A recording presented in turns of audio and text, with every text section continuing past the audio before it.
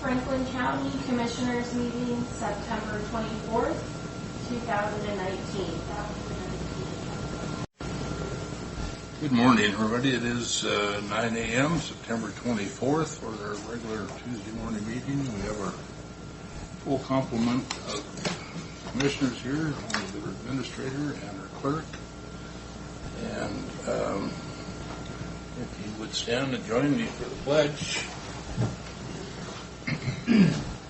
Pledge allegiance to the flag of the United States of America and to the republic for which it stands, one nation, under God, indivisible, with liberty and justice for all.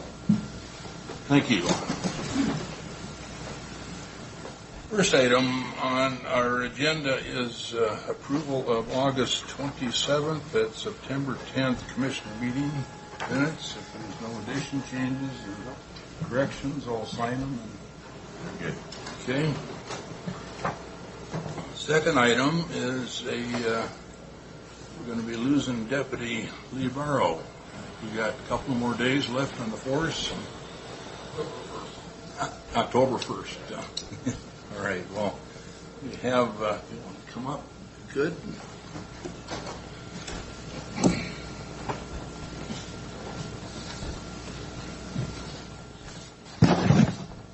Issue a certificate. Appreciation. Thank you.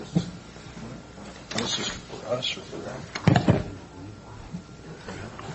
Lee, there's a. Go with it. Thank you for your service and appreciate your time. Yeah, it's been a great career here in the county. Appreciate it. Thanks.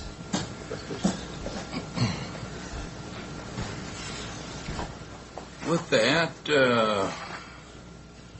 we'll move on. I think Carly is up next, please. We have a reevaluation of Public Works Financial System Analyst positions. Good morning. A lot of information in the read ahead, but just kind of by way of summary. November of last year, the board approved the classification of the financial systems analyst positions at a grade 16 based on HR's recommendation at the time. As I'm pretty sure I've said before, compensation is not an exact science, and we do the best we can on the information available to us at the time. In this case, we did some job description work with the treasurer's office in the meantime, and that work shed some light on a body of work, of accounting work that we hadn't really previously defined in the county. In light of that work and some of that new information, HR reached out to Public Works to initiate a reevaluation of these financial systems analyst positions. And I will say Matt and his team were very open to that reevaluation and cooperative as we work together to specifically define the duties of what we have identified as 3 uniquely situated positions that were previously under the umbrella of the financial systems analyst. So the product of that work is the request before you today to reclassify 2 of those positions as uniquely positioned, with one of those being a grade 15, the other maintaining the grade 16. That's kind of a brief overview of a lot of detailed work. I'm happy to answer any questions that you may have. Questions, commissioners? Great read ahead, but covered everything well. So. No questions? I'd entertain a motion. No, I've got some questions. I was in the audience the day that this was brought up, and I remember when it was presented, Chairman Cook was surprised that it went from 1 to 3. And to label all 3 positions as the same, to me was sort of a misstep. And again, I was just part of the audience.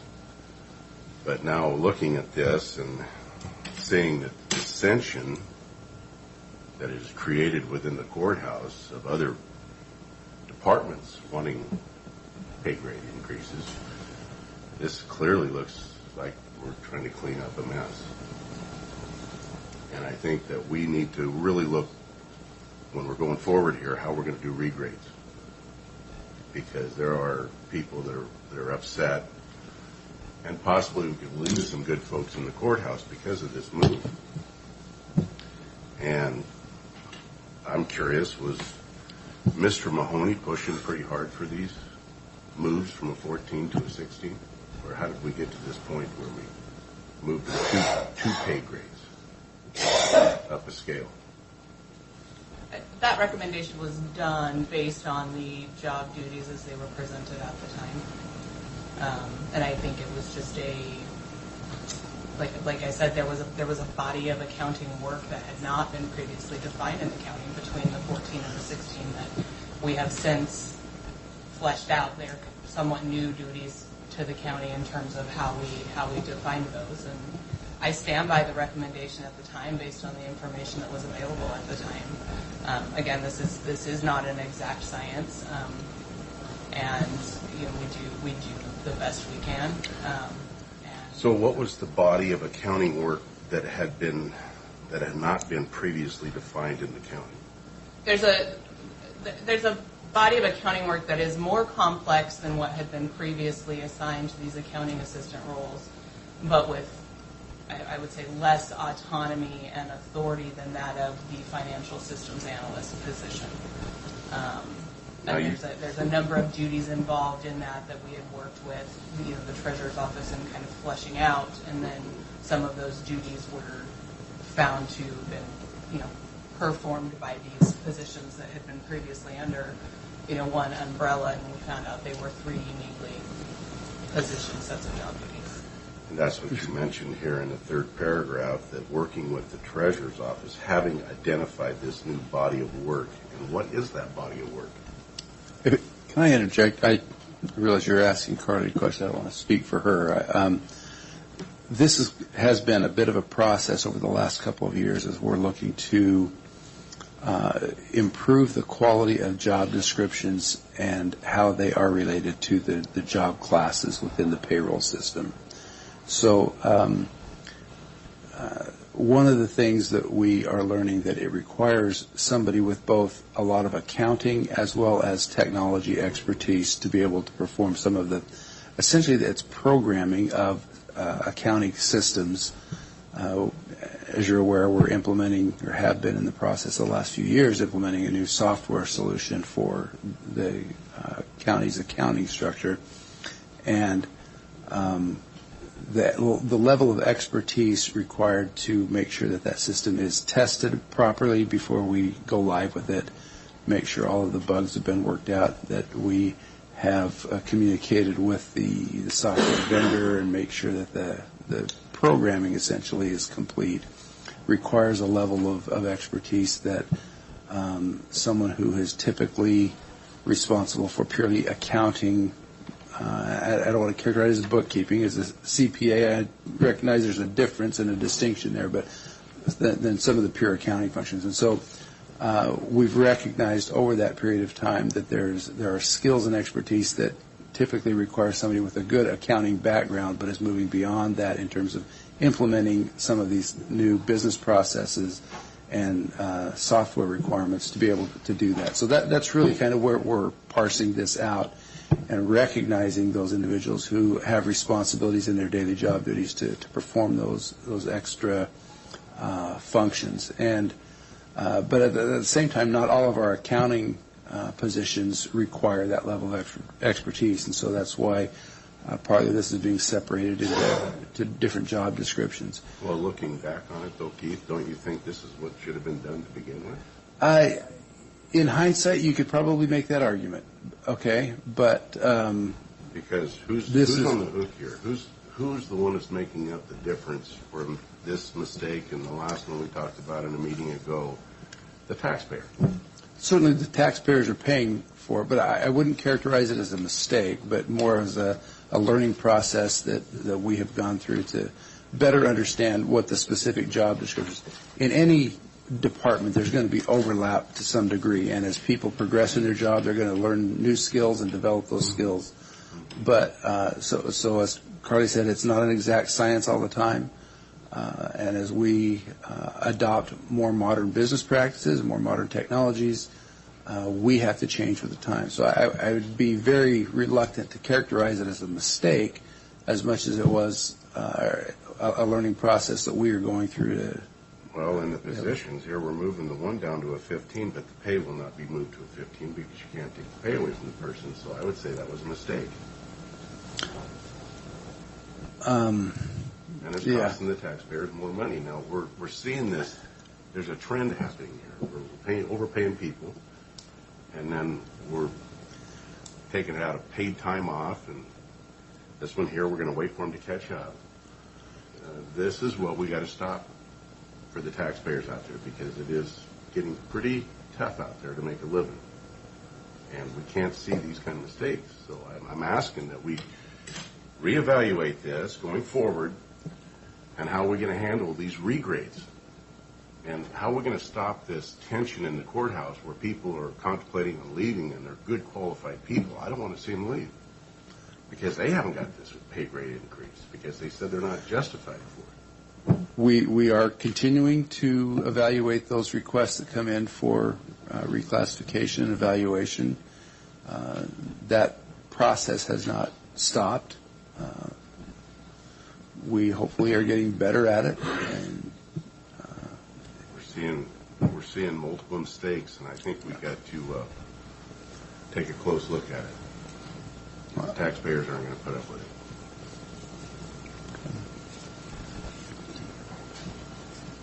Well, I wasn't planning to comment, but I think I will at this point. I've been involved with overseeing performance appraisals, job descriptions in government organizations for right at 40 years now. It is far from an exact science. The goal is to treat people fairly and equitably. If you don't do that, you end up losing them, and it ends up costing you a whole lot more. You say, as a guy who's been doing this kind of stuff for about 40 years, I think that this current effort to look at specific position descriptions and refine them and try and make sure that they're as accurate as possible is probably a level of performance better than I see in most public organizations. It doesn't mean it's the ultimate goal, but the level of performance that I'm seeing out of HR, I think, is excellent. I think it's also important to note that a lot of this turmoil is the product of having somebody in our public works department walking off with the public's money for many years. And we had an accounting function in that department that needed to be reworked. We moved some of those positions to the auditor's office in cooperation with the auditor. We've moved some back. And it's been a refining process. I don't know too many people that could have nailed it 100% spot on from day one.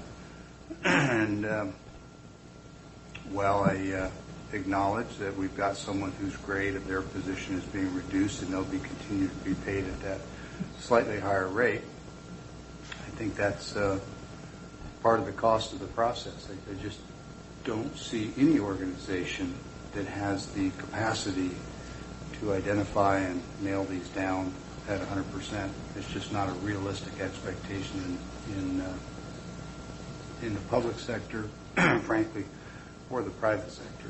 So that's just my take on it. Carla, I think it's an excellent agenda summary report. I think it's well substantiated, and I've got no problem supporting it. And lastly, I'll say if there's anyone out there who feels that they've been disadvantaged, that their position isn't getting looked at, that they aren't getting the same level of review, call me up. Call Keith. See Carly. I don't think there's anybody in here that wouldn't jump at the opportunity to give you the same equitable review that's been done here. So, that's it.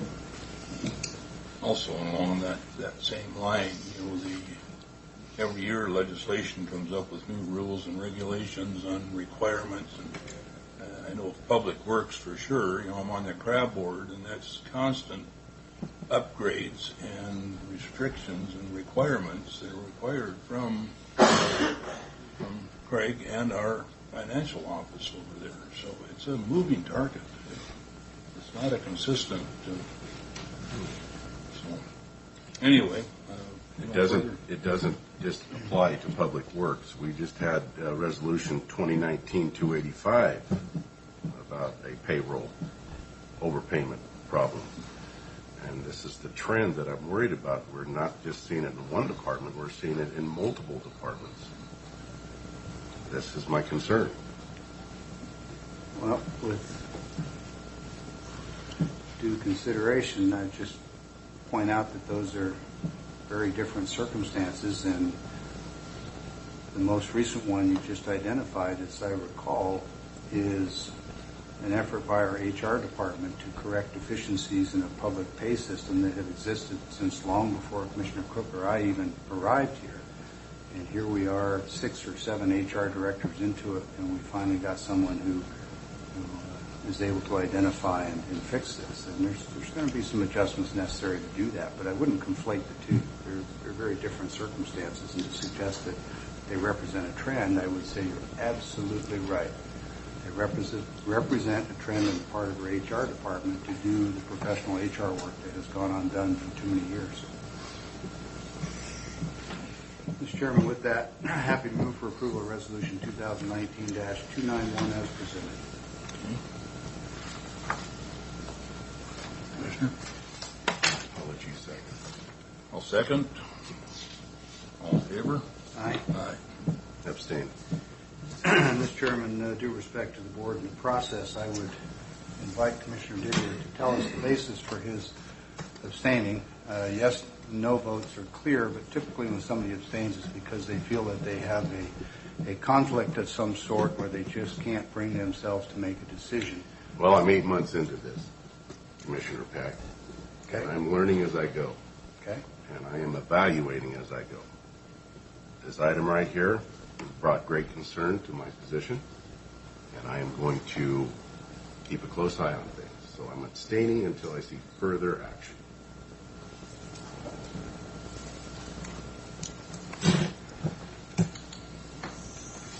With that, we'll move on to Tom Wilson, our council.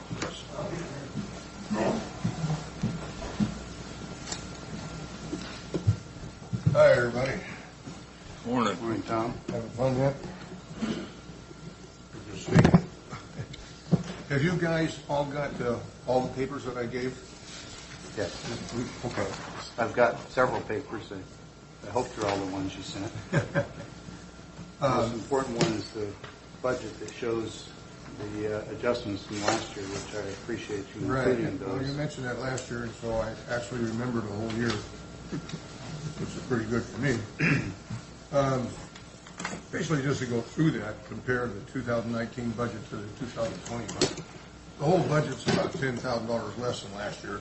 One of the problems last year is we predicted $122,000 in our carryover fund, and it turned out to really be $105,000, which is okay. But for our budget, 2020, we knocked my salary down by $10,000. I'm not going out and cutting down trees anymore. I'm going to have a tough time walking back out to the parking lot. So I'm going to do basically office work, paperwork, that kind of stuff. I'll go out to orchards and things when there's problems and deal with a tree like I'm dealing right now on Fur Road. Yeah, I increased the salaries of the other two inspectors by 3% or 2% or something like that. Knocked down our Social Security, knocked down our gas and oil, because when we're getting a new rig, we're going to get another new rig next year. That's why that budget, the 2020 budget, has a $28,000 in the vehicle reserve. We're getting 25 miles to the gallon now, as opposed to the 1984 shit and stuff we had. They got 12 to 15 when they ran. So we have one more new rig, and we're good to go because we put 6,000, 7,000, 8,000 miles a year on those things. We're good to go for another 20 years with those rigs. So we took that down. We actually, the professional services and enforcement, the fund, we're trying to get up to $100,000. You complimented me when I walked in here, Clint, about dropping the budget, but we actually want to get that one up to $100,000. That's for when you have an orchard that gets abandoned, or several orchards. If you got to pay $1,000 an acre to remove an orchard, a 40-acre orchard costs you $40,000. Now, you get that money back by putting a lien on the property if he sells it, and if it gets sold, appropriately, you may not get it back for years. So at any rate, we're trying to get that up to that, but we had to reduce it by 5 this year because we want that truck. We should have probably increased insurance to $5,000. Well, we did. Oh, good.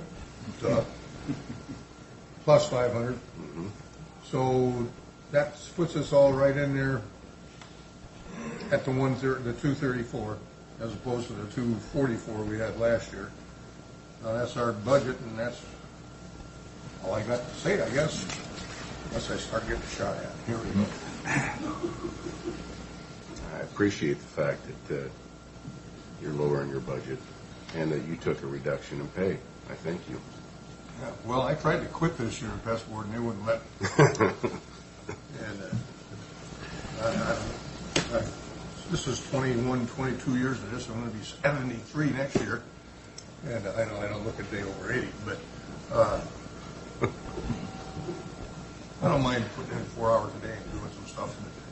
No more going out with a chainsaw and cutting down trees. I might fall down and cut down myself. So. Tom, is your position description going to change to reflect your new duties? I don't know. My salary changed, but I've got the same job description.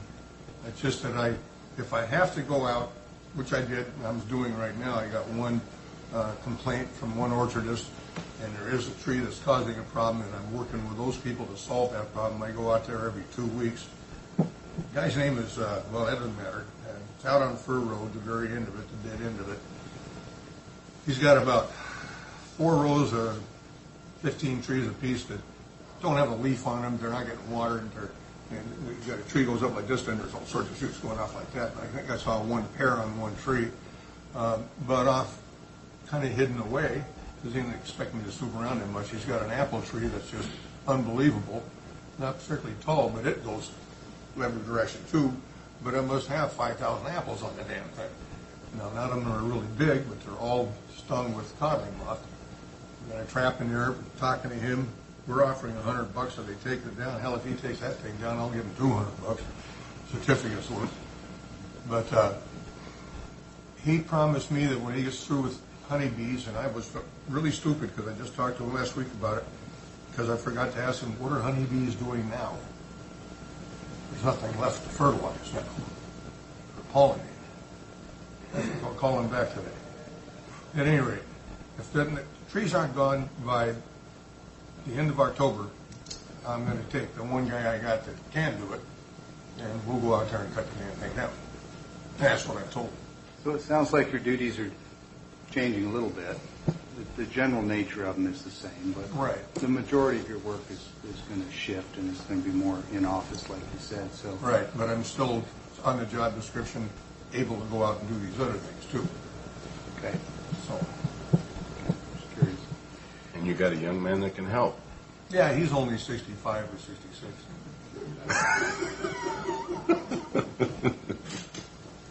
The other guy's 74 or 75, and he walks with his cane all the time. He's the one that checks the apple maggot traps. And he got the newest truck, damn it. Mine's only 15 years old. You and I have had discussions in the past about the professional services enforcement line. I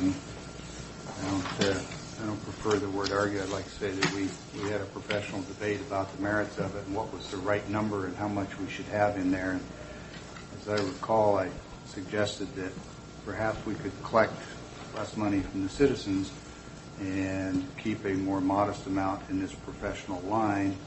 And then if need be, if you really did have one of these 40 or 100 acre areas, the county has a fenced reserve fund, and we could always backstop that. So I just want to refresh all of our memories that, yes, we have gone down that line, but we're not vulnerable because we do have a commitment from the county to backstop if needed. And I think we also had a conversation about when the last time was we had to take out 40 acres. And you would probably remember better than me, but it seems like it's been quite a long time, hasn't it? Yeah, it has. Yeah, like And 20 but some we're years. still getting paid for it. Right. Because we made a deal with the guy that bought it. He was like a little chirpy chicken when he found out the lien was not seen or honored or something by somebody because they saw it as a contractor's lien, which are only good for like 90 days or something. And it's not. It's a regular tax lien. Right. Well, so we made a deal with a guy, and he's been paying us $1,000 a year every time taxes come around, and I think he's about done. Well, I'm glad you're collecting it. I just wanted to highlight that it's good that you brought that number down, and I don't think you increased our risk. But we want it to go up eventually. And remember, none of this is county tax dollars. It doesn't affect your budget. It doesn't affect anything because it's at $4 an acre on the orchards and $1.50 on every parcel. And if somebody has a tree on their house in a neighborhood and they take it down and they get a $100 certificate from us, how many years worth of their $1.50 in taxes do they get back? Well, for that one, it's a pretty good exchange. It may not be county taxes. It's still people's money. And if we don't need to collect it and hold it, and we can collect and hold a smaller amount and be backstopped by the county, so you have the same level of assurance that you can fund these emergency measures in another 25, 30 years when we have another one, if it's that long. Or next year? Or next year, whenever it is. Point is simply that if we can collect less of the people's money and hold it and have some other mechanism, which we do, I think that's a good course. So I sense that you'll continue to pressure to move that line up, and I'll continue to work with you to find an appropriate balance. So Tom, have you guys got money set aside for that orchard? Are you collecting and compiling? When we take our estimated fund balance, we put that in the budget. We take the amount we're collecting off the parcels and the acreage, put that together, add the fund balance to that, and then we put it throughout the whole budget. Like, if you took this budget and you looked at, let's say you looked at our salaries, that's $69,000. Yep. Or $60,000, and that's half of what we collect from our assessments. Then the other half is spread through. Well, you go down, you get another $20,000 on benefits. So there's $80,000 of the $120 we're going to collect. And then you go down with supplies and stuff. That's 89, call it $90,000 of the $120. $30,000 for a truck, let's say. That's all we collect. All these other things are funded by that carryover. Gotcha. And that's when we try to take this professional services enforcement fund when we have enough carryover and not other things going on. And just trying to get that up to $100,000 and then we'll shut up. Sorry, guy.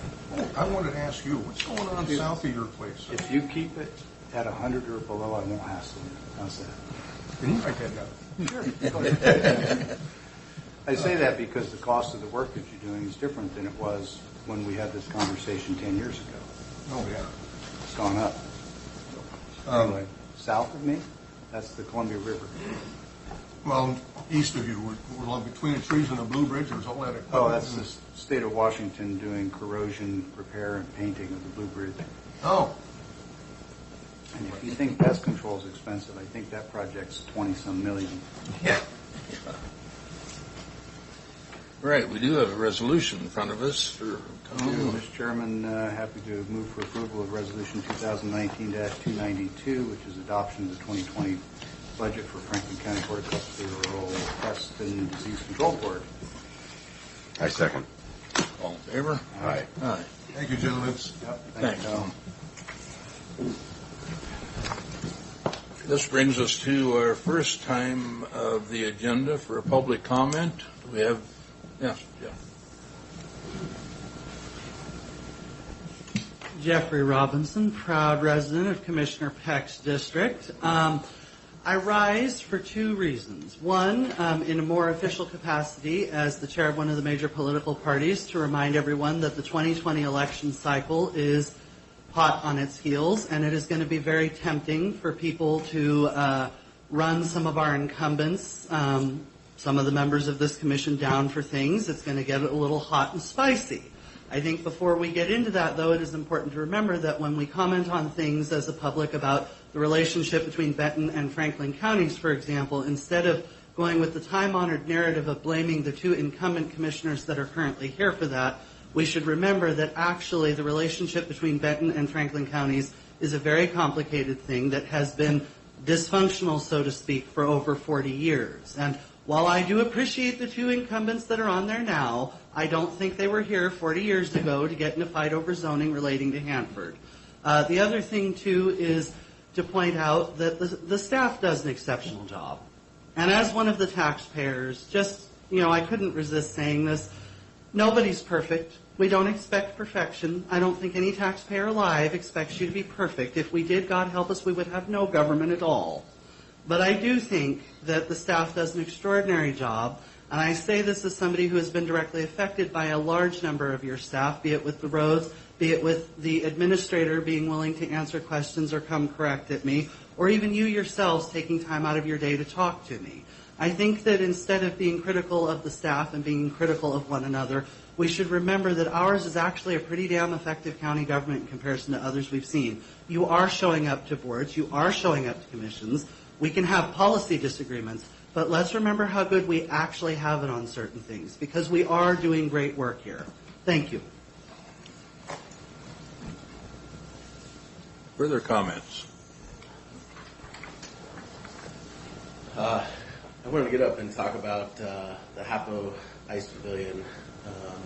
I was in here a few weeks back when you guys signed the agreement with Takaha to do it, and I know there was a lot of concern with regards to the ice compressors and the plant that runs it, depths of the ice and everything else. I certainly don't represent Takaha, but I have been involved. My family leases the Zamboni to the Hockey Association, and I think there is a legitimate concern of the amount of maintenance attention that's being done to the system. About 3 weeks ago, on August 30th, it was brought to everyone's attention over there of some condenser fans, and there was some oil inside the compressors, and there was a couple other minor things, and they were forwarded on to everyone at Hapo, and it was said to be taken care of. This weekend, the plant went down, and ice wouldn't melt. They were losing ambient temperature really quick, and one of our ZAM drivers, one of the guys that runs the Zamboni, he had noticed it, got the proper people involved, and I'm not sure who, Tom French or George, one of the guys over there, was able to get a hold of Apollo and get them out, and they got it kicked back on. But it was simply a result of not addressing the maintenance issues that had come up 3 or 4 weeks ago. And I know that there was some concern amongst the commission of, this is an old system, and it's in the lifespan, we don't know what it is, and what it could cost if we had to replace it. And I think that there's not enough emphasis being put on the maintenance to keep it moving, so we don't face a catastrophic failure down the line. I mean, we can't go 3 weeks and not have the system have any attention put to it, and then I don't know what it costs to bring Apollo out on a weekend on an on-call basis. When I walked over and the Apollo guy was there on Sunday, he had said, I wasn't even aware of some of these issues that I know have been forwarded along accordingly. And really, Takaha, I think, has put some good time and energy into cleaning up the center, making it look better, taking good care of the ice. I think from what I've seen, it's some of the best ice that I've seen over there. And so we know the compressors and the plants are capable of producing a good product, but they're not going to be if we don't get some good emphasis put on maintaining them and taking care of the tiny issues that happen before they become catastrophic. Good input. So the maintenance on this, Apollo was called out. You put forth a request for some of this maintenance to be done, and it wasn't done? Yeah. So I'm not sure if it's because of liability or what the situation is, but Hapo doesn't want any of Takaha's ice technicians around the equipment. The one gentleman that runs their Zamboni he actually used to work at the Toyota Center, and he's pretty highly qualified. He's got an ice technician degree and everything else, so he monitors it very closely, and he's very passionate about it. He takes the temperatures. He knows for a while there they were running the ice at an extremely cold temperature, almost too cold, where the ice was too hard and brittle. And they got it warmed up, but it also causes the equipment to run a lot harder too when you're freezing at a temperature that doesn't need to be frozen at. And so he monitors that stuff, and the night before, water wasn't melting on the ice, and there was concern. One of the other exam drivers had said, "Hey, I think something's wrong out here." And when they got there Sunday morning, only 2 of the compressors were running, and everything else had shut off. Compressors are expensive, I know, because I have a spud cellar. We do maintenance on it every year. Now, you said you had oil in the compressor. Did you mean that you had water in the oil and compressor? Because that's a component you can't have. There's some water in the oil, and I don't remember. I just came here really to make sure that the people that need to know are knowing about this. I don't know that the importance of it is well, good being maintenance elevated. is you change the oil every year. Yeah, I know that when they put the glycol in the systems, that they were way under in glycol as they should have been, and it appears they ran that way all year last year. Really, I just want to make sure that we're taking care of the system the way that it needs to be taken care of, so we don't have that catastrophic failure. I think that the Hockey Association is paying a good chunk of change for the facility, and they're putting their due diligence forward to take care of it. And I think the relationship has been good over there. I really do. I think it's been great so far. I just think that we've got to get more urgency into the maintenance of the machines. Keith, did you Absolutely, yeah. talk to Tom about that and see what the glitch is between them? So when the Apollo guy, when I walked over to him, he wasn't aware of even some of the issues that I know had been forwarded along to Tom. So I don't know where the disconnect is, or if there's something that can be done differently. I don't know what the county's position is on working together with Takaha and letting the guy that's our top ice technician guy maybe be a little more involved in helping Tom or whatever. But I just would like to see it. It's So- a good conversation anyway. Who paid the bill on that after-hours call to Apollo? Do we pay it, or we were paying it? Yeah. That could have serviced out all those compressors, just that single call. That's costing us twice the amount of money. Yeah, I guess, and that was my other concern, as a business owner. I mean, we've known about it for 3 weeks, and then, the Apollo guy said himself, well, we have the parts, but, I just came out on an emergency call out, and the shop's locked, so I can't get the parts until Monday. So I just came out to get the machines going, and, for me, that's tough to sit and listen to Right. when we've known about it for an excessive period of time. So would you help me on a couple of things? You said we've known about it for a few weeks. What was the it? I want to be sure I got that right. What is it that we've known about that wasn't right? Oh, man, you're asking me to answer questions. Well, we're going to go ask our staff questions, so the more Yeah. accurate the information I have, the better questions I can ask. And maybe just while you're flipping through there, you said that one of the 3 compressors went down, and by that, did you mean that it quit functioning, or was It's not shut off functioning? completely, yeah. Shut off completely. They went into... And so the compressor, at least in my knowledge, exchanges heat, and it produces colder temperatures. That's how you get the water to freeze into ice. Yeah. Right? Not Okay. a specialist. Okay, well, so when a compressor would go down, it seems like it would reduce the capacity to produce cold and to produce ice, yet you said that there was water on the ice, and that's where I kind of lost you. So I'll Yeah, follow when they up. scraped, the water did not freeze. Oh, the water didn't refreeze? Yeah. Okay, all right. Thanks for clarifying that. If you happen to think later of any specifics, or you've got some notes that you can share with Keith, that'd be great, because we want to be effective in addressing it, and if we know what the specifics are, it just helps us do it. If you could just send us the letter you sent to Tom, or however you told Tom about what was the need on the compressors, that's all we need to see. Okay. What you gave to Tom. Actually, if you've got any other information, please share it with Keith. Okay. Thank you. Any further comment? Seeing none, we have some bills to pay this morning, Commissioner. We do, Mr. Chairman. We have fund expenditures and payroll. Start with the first one, fund expenditures. Move for approval of fund expenditures as presented in a total amount of $624,679.59. And note that this has been reviewed and signed by the county administrator and 2 members of the auditor's office. I second. All in favor? Aye. And second and final is county roads and motor vehicle. Move for approval of these expenses in the total amount of $170,642.63. And note that this has been reviewed and signed by 2 members of the auditor's office as well. I second. All in favor? Aye. Aye. That brings us to our consent agenda. We have consent agenda 1 through 5 in front of us this morning. So, Mr. Chairman, happy to move for approval of the consent agenda as presented. Some of these are moderately complex and have a lot of history to them, so I won't be surprised if there's some questions. But motions for approval is presented. I'm happy to entertain any discussion. I second with discussion on items 1, 4, and 5. Discussion?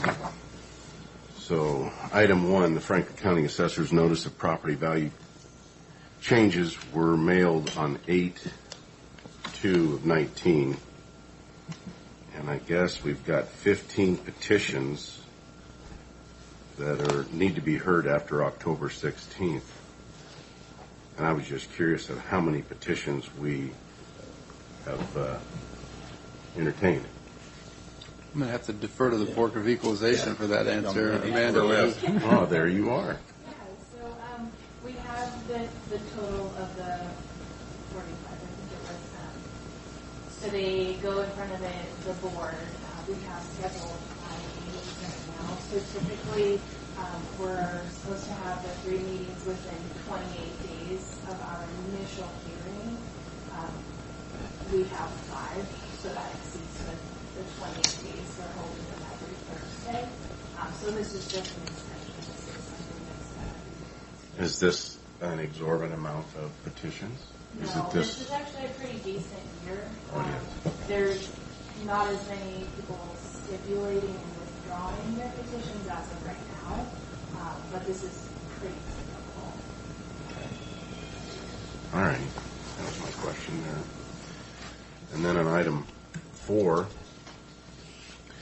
it's the medical assisted treatment. Looks like we're getting another grant, and I was just curious, as the sheriff's office, are we going to be spending this on more nurses for when they come in, or is that how we're going to spend this money? Is increasing the staff of nurses and people, doctor that is there to evaluate? That's correct. He's going to contact the DS.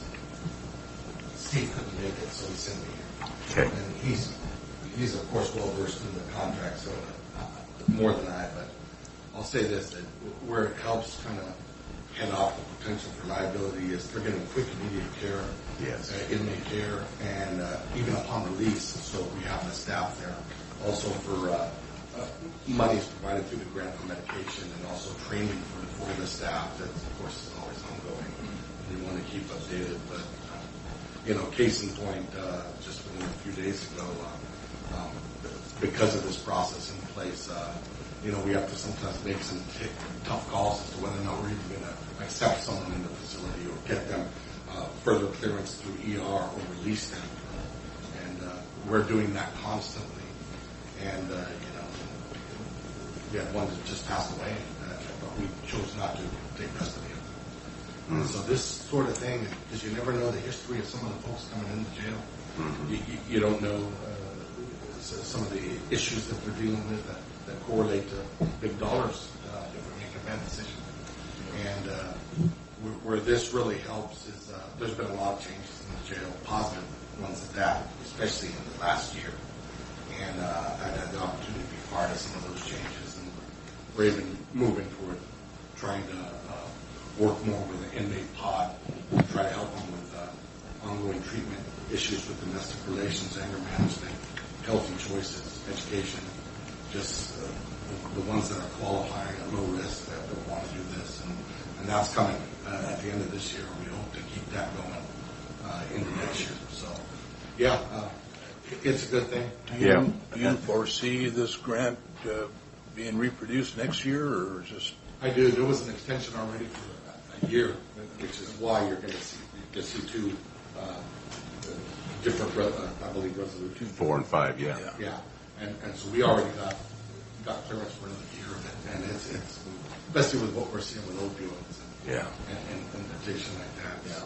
You know, it's just always, you wonder if the state doesn't put a carrot out in front of you and, hire new people, and then all of a sudden that carrot's gone, and either we're expected to cover or you lose, again. So. Yeah, and I think, like I mentioned earlier, working in combination with some of the efforts we're trying to move toward a redirection pod.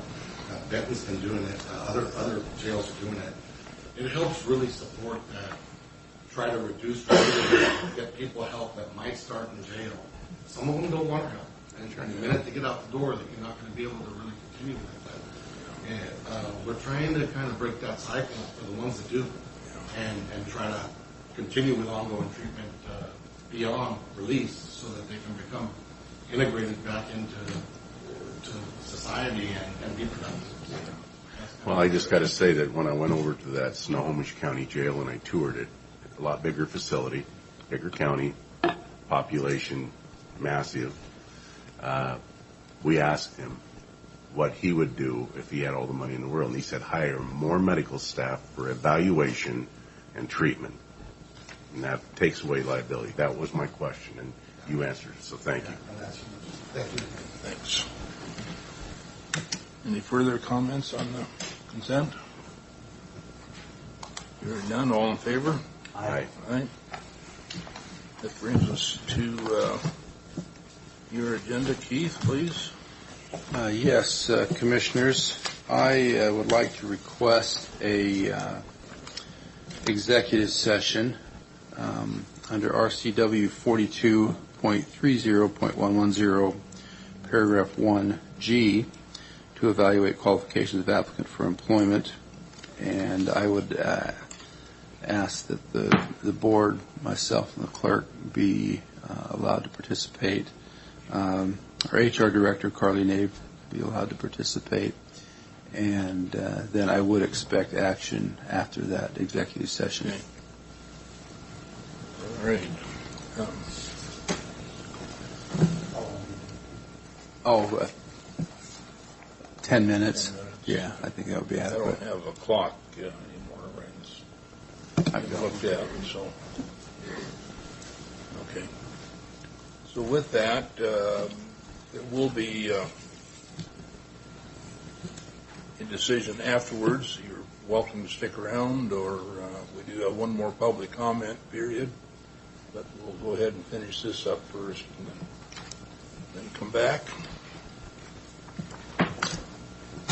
Oh, I'm sorry. Got ahead of you.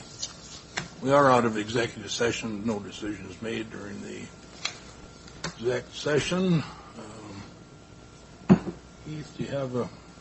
Yes, there is a resolution before the board to consider the nomination of first name. I'll just pick it up from there. Yeah. Mr. Chairman, we have a resolution number 2019-298. Happy to move for approval. This resolution would appoint Mark Bryan, and I'll note that there's a typo in the title and ask that the clerk reprint this before we sign the final. This would appoint Mark Bryan to fill the vacant Board of Directors position on the Franklin County Irrigation District number 1. I apologize for the interruption. His last name is Brain, B-R-A-I-N. Oh, okay. We just had a discussion, Yes. which it was Bryan. Yes. All right, so the documents are correct, and this is appointing Mark Brain to fill the vacant Board of Directors position on the Franklin County Irrigation District number 1. I second. All in favor? Aye. Anything further today, Keith? I don't have anything. Mr. Peck had a... You don't have anything else? No. So, excuse me, Franklin County has received a request from Congressman Newhouse to hold a Veterans event in December, I believe, December 14th, if memory serves, at the HAPO Center. And there is a federal statute that I've discussed with Mr. Sant, excuse me, that prohibits by law members of Congress indemnifying for anything that might take place at that event. So I think that when we have a sitting member of Congress who wants to come to our community and hold an event, informational event for veterans, it's not a partisan event, it's not a campaign event, it's a veteran service event, then we ought to do what we can to support it. I see that there are a couple of options. One would be to ask one of the veterans groups to be the legal entity that reserves the facility, and then to the extent lawful, Mr. Newhouse's office and the Congress can reimburse that organization for that service. And barring that, meaning if we can't find an agency who's willing to do that, I propose that Franklin County make an exception to policy and waive that indemnification requirement in that contract, recognizing that it is a sitting member of the House of Representatives representing our district doing work for veterans. So I would solicit support from the board for that path of action. One, look for a veterans group to be the host sponsor, and if I'm unable to do that or Keith is unable to do that, then we would waive that portion for this event. Will your office sign off on it? The question is from legal counsel. We did not, just because that's contrary, we're following the board's policy and directive for any organization coming in to facilitate any event, despite the fact that risk could be relatively minimal. Our recommendation was that we wouldn't sign off on it just because we're following kind of the board's direction.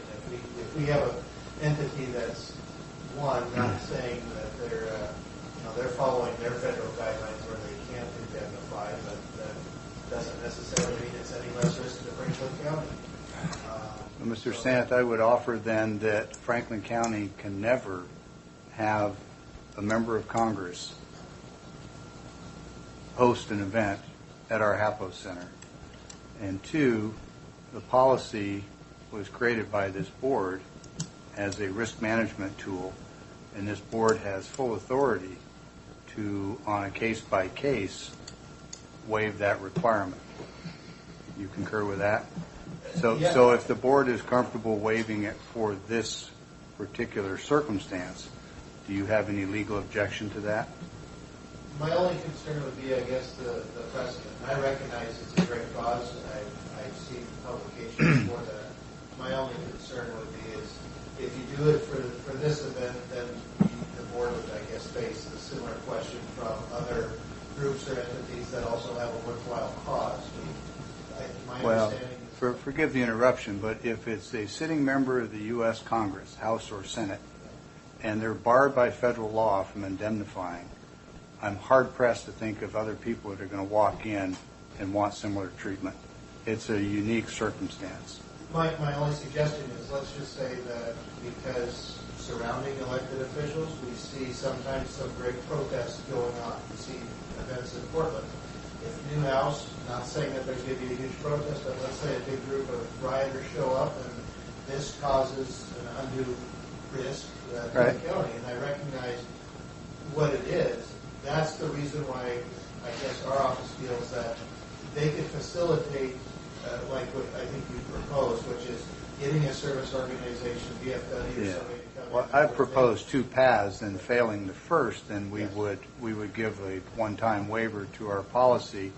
You know, the county hosts events there at Track 2, and we accept willingly the liability and the risk that goes with those. We've accepted, I think, far greater risk in the past with equestrian events. So I think the risk is minimal. I think the circumstance is unique.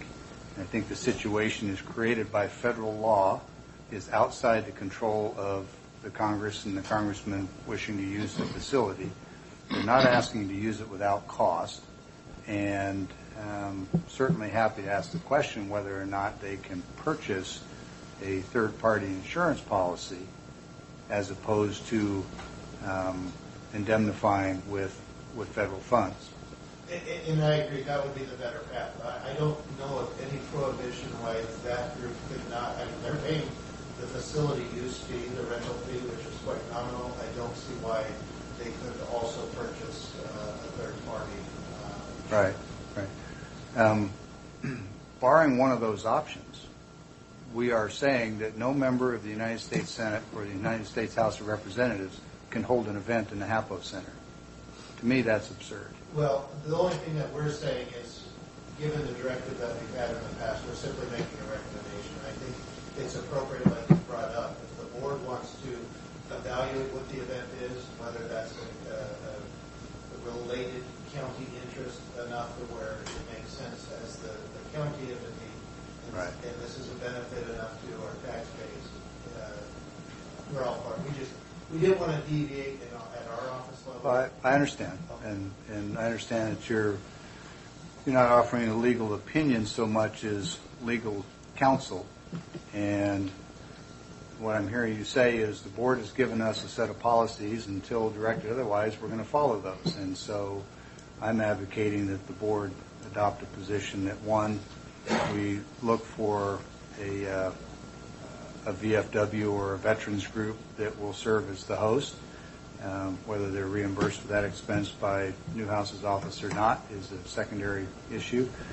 And two, if that can't be achieved, then waive the policy on a one-time basis and solicit them to buy third-party insurance to provide some coverage. It's not that the county isn't covered, by the way. Obviously, we have risk pool coverage, and if that insurance at least covered our deductible, then we'd mitigate any financial risk that way. So I got a call from Tom, and he said he was going to call the other commissioners, and I'm sure he did. He says we have a conflict with another event that's scheduled for that day. I have no idea about any. So they're going to have to cancel on that event. And I'm just curious. I mean, I'm all for the veterans, but is this the only venue in town that this could be held at? And why the precedence on pushing to oust one of our customers to bring this event forward? I'm not aware of a conflict with another event. Keith, are you? I talked to Tom yesterday afternoon. If there was a conflict, he certainly should have shared that. Yeah. And secondly, if we don't host it, I'm quite sure that Three Rivers Convention Center would be happy to. Yeah.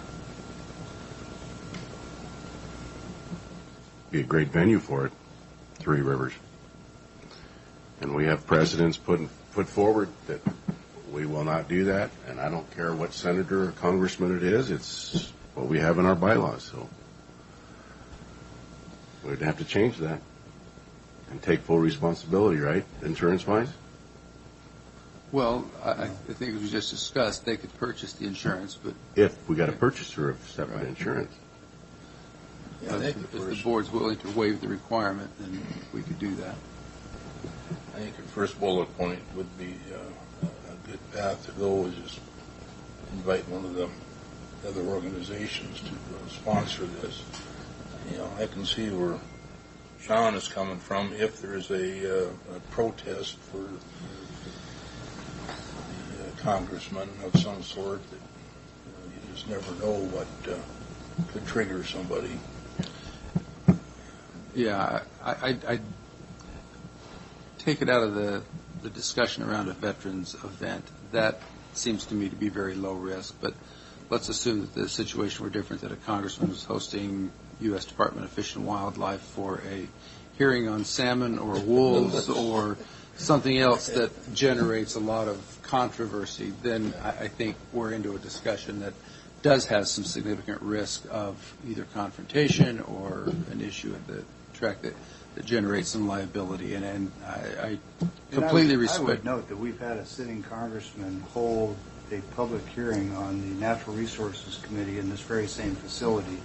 There was no concern with that. So if you want to speak to precedent, we've created one. But the policy is a risk management tool and a policy of this body. We have full authority to waive that for a particular event if we deem that it's in the public interest and it's low risk, and I think it fits both of those. And I'm not real sure it's actually a written policy. I think it's, I think it's general guidance that we try to guidance follow. we've used Yeah. for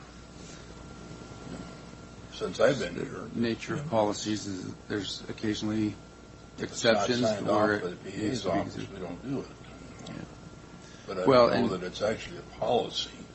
And But it's not a policy, to speak directly. You're correct, it's not. It has been a general practice, and we have waived it in the past in point House Natural Resources official government business committee hearing in the facility hosted by Congressman previous. yeah, I think we can get to a principled solution that allows for this kind of an event to take place. But the discussion is important to make sure that the board is aware that we are not kind of following practice of requiring indemnification. Well, at this point, I think we're at a point of we refuse to make any exceptions for anything, anytime, or identifying a circumstance that we think is more appropriate for special consideration than this one. I'm hard-pressed to think of one that would be more appropriate than having your congressman come to your facility in your district and serve veterans. I'd sure hate to see them have to go somewhere else. Can we check with Tom on if Yeah, there's another I'll event certainly scheduled? check with scheduling, but yes, Because I did not That's- understand that's that. precedent. piece. I think we've got two options, like Commissioner Peck said. First, look for another organization. Second, ask to have them get a writer. It comes right down to it. We're going to have to look real close at our policy if we're going to follow it or not. That's right. Or our not Again, policy. we don't have a policy. Right. It's been the general practice of the board. Right. I misspoke. But you know, every one of those packages that comes forward where we look for the PA's office sign-off, we make the same judgment. We evaluate every one of them, and even if it had their sign-off, if we didn't like the level of risk, like the mud run, we might say no. So, you know, just because they sign off, they're obviously not the decision makers, they're the legal advisors. Right. And it's up to us to weigh those risks. And here, I think Hopefully here to keep us out of trouble. well, generally. No, of course they are. They've got the county's best interest. There's no question about that. But we're the ones that establish the practice. We're the ones that have the authority to mitigate or adjust that on a case-by-case. And I urge the board to make an exception in this case, allowing either one of those paths, and I'll, together with Keith, pursue the first option of a veterans group. And failing that, then I would ask that the board acknowledge that this is in the public interest, it's low risk, and that we can allow this to move forward. All right. We're good. Anything else today, Keith? Mr. Chairman, I just ask concurrence on that so that I know that I have the board's blessing to move forward with that path. You have mine. I'm going to stick with Sean on this. His advice. Mr. Sant, is it your advice that the board should not exercise its authority to evaluate on a case-by-case whether or not we want to make an exception? Do you have a problem with the board making that evaluation of our own practices? I think the board has done that previously, as far as the advice.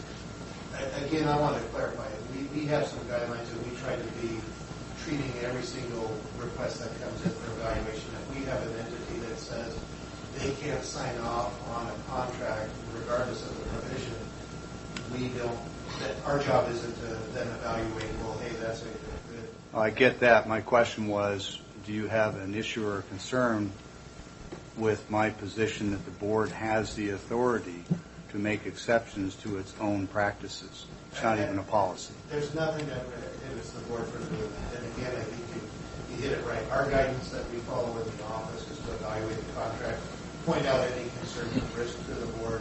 The board then is free to evaluate and assess, and I think that we've indicated of trying to get this other entity so that we could have a similar contract in place. That's great, but even if that wasn't to occur, the board is absolutely free to consider and evaluate the particular event and be able to decide on that. Those are the conclusions. And to make it clear, I did not say no to the track. I said they would need to come before the board to get permission because our general guidelines would say that wasn't acceptable. So we're well aware that you have the exception to waive the requirements. I would recommend an independent insurance policy though, because we are facing things.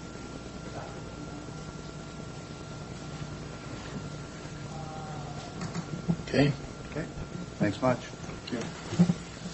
This is the point of the agenda for the second public comment period. Anybody like to speak? We don't have another executive session that I'm aware of. So, I will be at Transportation Improvement Board Thursday and Friday this week in Wenatchee. Any other pressing meetings, Commissioners? Just share that I was at the Washington State Association of Counties board meeting, board of directors meeting, and legislative steering committee on Friday in Ellensburg.